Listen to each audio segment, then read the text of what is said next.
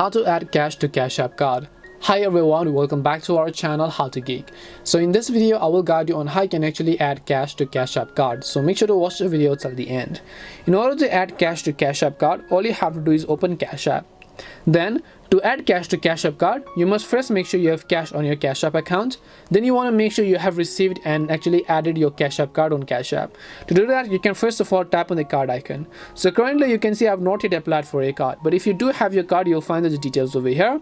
And then when you tap on the add cash button over here, you'll be able to simply add it to your Cash App card, and when it's added to your cash balance, it will automatically also be added to your cash card over here. As you can see, just tap on the get free cash card button first of all, and then go ahead and then actually order a physical Cash App account. And once you order a Cash App account, you'll be able to successfully add cash to Cash App card.